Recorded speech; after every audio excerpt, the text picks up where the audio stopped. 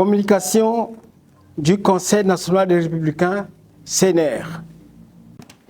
Le corps électoral a été convoqué par décret pris en Conseil des ministres du 20 janvier 2026, conformément à l'article 68 de la Constitution en vue du premier tour de l'élection du président de la République selon le calendrier suivant.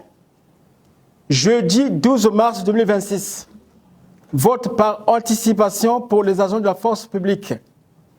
Dimanche 15 mars 2026, vote général.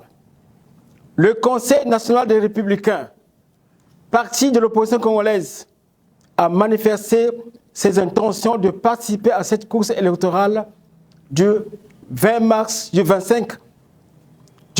2026. Le peuple congolais partout dans le monde a sollicité que le président du Conseil national des Républicains, M.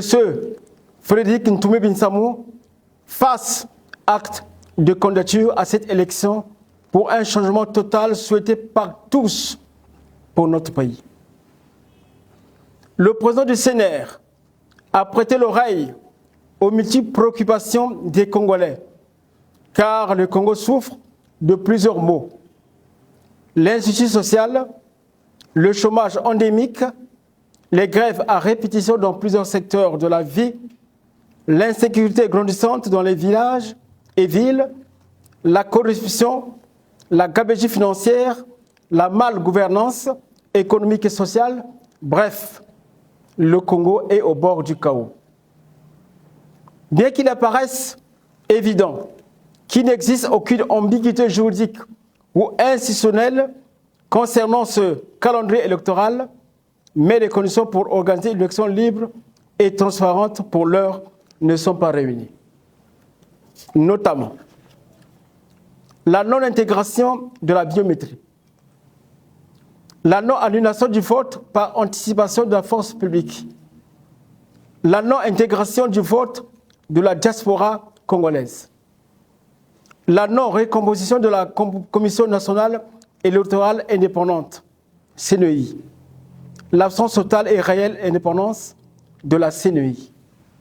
En plus, tenant compte des événements tragiques survenus le 11 janvier 2026 à Mindouli, dans le département du Pôle, événement que le Conseil national des Républicains et son président regrettent profondément, avec pour conséquences graves les pertes en vies humaines.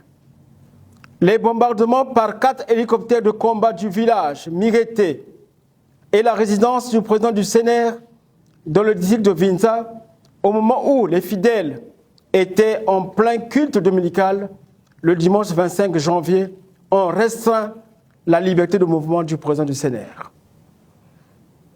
Aussi, le non-respect des engagements pris par le gouvernement découlant de l'accord de cessez-le-feu et de cessation des hostilités du 23 décembre 2017, notamment la réinsertion professionnelle du président du CNR, ne lui permet-il pas de jouer pleinement son rôle de partenaire de paix en se déployant véritablement comme acteur politique à travers tous les départements du pays. Dans ces conditions, et pour éviter que la paix ne soit perturbée sous le fallacieux prétexte de l'éventuelle candidature du président du CNR, nous avons décidé que la cohésion sociale, la quiétude, la paix et la sécurité de tous et de chacun doivent être préservées.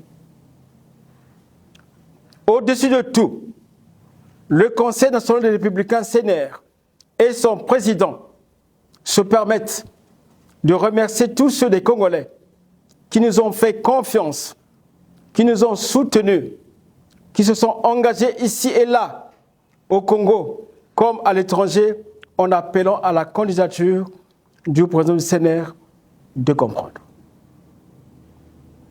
Le Conseil national des Républicains CNR et son président ne seront jamais les boucs émissaires par qui les Congolais vont subir le martyre et la désolation.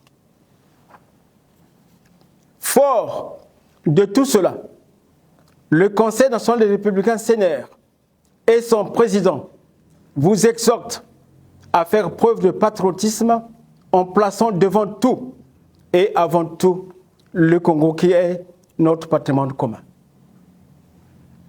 Le Conseil national des Républicains et son président vous invitent tous à travailler davantage pour que le Conseil national des Républicains, notre parti, puisse éclore et envisager avec sérénité les échéances électorales futures. Par ailleurs, le Conseil national des Républicains et son président demandent au gouvernement de créer les conditions permissives du vivre ensemble en privilégiant le dialogue comme seul moyen de règlement des différends.